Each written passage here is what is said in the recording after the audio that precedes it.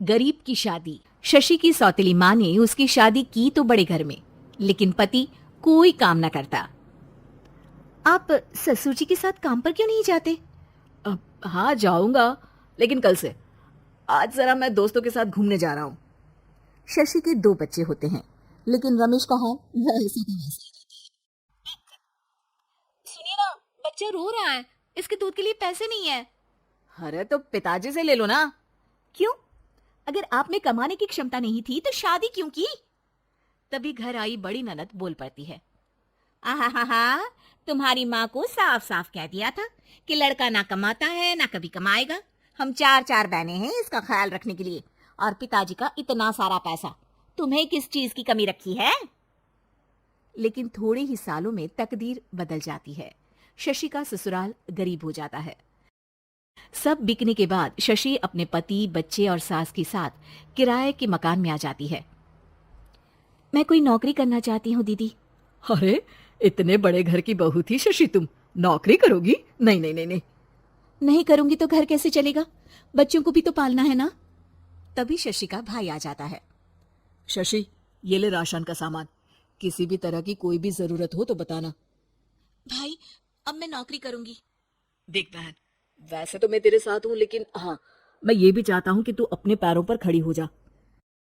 शशि को एक play school में छोटे बच्चों को संभालने की नौकरी मिल जाती है। एक दिन, शशि, मेरे स्कूल को अब तुम संभाल लो। मैं कुछ दिनों के लिए अपने बेटे के पास जा रही हूँ। लेकिन प्ले स्कूल अकेले मैंने कभी नहीं संभाला है। अब ये सब मैं नहीं जानती। इतने महीनों में तूने जो देखा, बस पूरे आत्मविश्वास के साथ उसे करना। शशि नीलम के जाने के बाद पूरे 1 महीने उसका स्कूल अकेले संभालती है, और फिर एक दिन आता है जब वो अपना खुद का स्कूल भी खोल लेती है। वाह शशि, तुमने आज मेरा सर गर्व से ऊंचा कर दिया। तुम्हारा यही आत्मविश्वास तुम्हें बहुत आगे ले जाएगा। नीलम, बहुत आगे जाने की चाह नहीं है, बस ये छोटा सा स्कूल मेरे बच्चों की अच्छी शिक्षा में मेरी मदद करे, यही मैं चाहती हूँ। शशि थोड़े थोड़े पैसों से ही अपना परिवार पाल रही थी। एक दिन उसके घर उसकी बड़ी ननद आती है। अरे भाभी, घर में कूलर तो लगा लेती, मेरी माँ को कैसे पंखे में लिटा रखा है। अरे तो शशि कौन सा एसी लगा कर सो रही है? वो भी तो यहीं रहती है ना मेरे पास। ज्यादा यहाँ आकर मेरी बहू को परेशान ना किया करो। हाँ, मुझे भी शौक नहीं है इस छोटे से घर में आने का। मैं तो बस ये बोलने आई थी कि मेरे बेटे की शादी है तो ननिहाल का जो नेग होता है वो ले आना। हाँ हाँ, जितना बनेगा कर देंगे, और ना हुआ ना तो वो भी नहीं करेंगे। तभी शशि बोल पड़ती है। अरे नहीं माँ जी, रीटा घर की बेटी है, उसके ससुराल वाले उससे शादी पर पूछेंगे कि मायके से क्या मिला। रीटा, तुम मुझे सामान की लिस्ट भेज देना, मैं पूरी कोशिश करूंगी कि तुम्हारी हर डिमांड को पूरा करे। अच्छा, मैं खाना लगाती हूँ। शशि ये बोलकर किचन में चली जाती है। धीरे धीरे कर शशि किसी न किसी तरह अपनी सारी ननदों की डिमांड भी पूरी करती, बच्चों की ख्वाहिशें भी, और उनकी पढ़ाई के लिए पैसे जोड़ती। एक दिन जब शशि का बेटा 12वीं पास करके आता है। माँ, अब तुझे काम करने की जरूरत नहीं है। मैं अब कोई ना कोई नौकरी करके पढ़ाई भी साथ कर लिया करूंगा। शशि को लगता है कि बेटा और आगे पढ़ाई करे, लेकिन वक्त की मार के कारण वो बेटे को काम के लिए हाँ कर देती है। अब बेटा एक बैंक में चपरासी बन जाता है।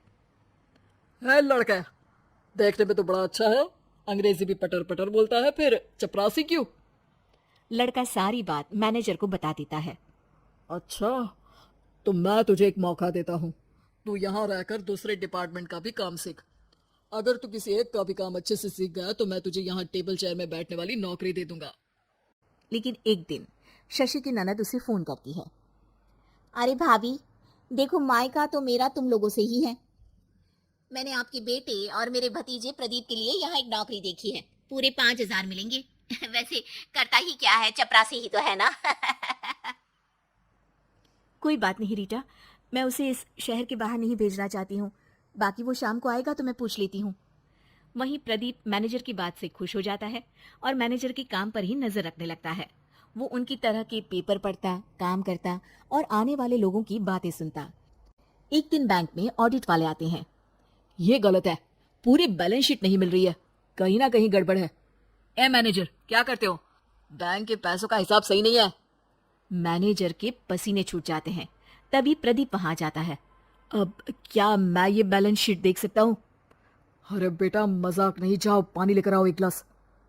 प्रदीप मैनेजर को पानी लाकर देता है और फिर ऑडिटर से कहता है, देखिए सर, मैं आपको बता सकता हूँ कि कैसे बैलेंस शीट को आप लोग गलत तरीके से जोड़ रहे हैं। ऐसा बोलकर प्रदीप एक एक कर सारे डाउट क्लियर कर देता है। अरे हाँ, ये तो पॉइंट हमने देखे ही नहीं थे। गुड, कौन है ये बच्चा? तभी मैनेजर बोल पड़ता है, अब हमारे यहाँ अकाउंट में नया आया है। ऑडिटर के जाने के बाद, वाह प्रदीप, आज तो तुमने मेरी नौकरी बचा ली। और आपने भी तो मेरी नई नौकरी लगा दी अकाउंटेंट की। बस फिर क्या था, प्रदीप ने एक बार जो सफलता की सीढ़ी चढ़ी, बस चढ़ता ही चला जाता है। फिर एक दिन शशि की ननद, अरे भाभी कैसी हो? घर को तो बड़ा ही सुंदर चमका रखा है। अरे बेटी कैसे आना हुआ? तू तो इस छोटे से घर में आना भी नहीं चाहती थी। कोई खास काम है क्या?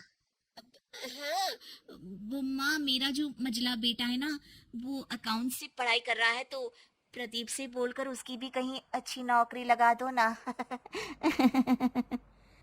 सास और शशि समझ जाते हैं कि कैसे पैसे आते ही लोगों के बात करने के तरीके से लेकर रिश्ते निभाने तक में बदलाव आ जाता है।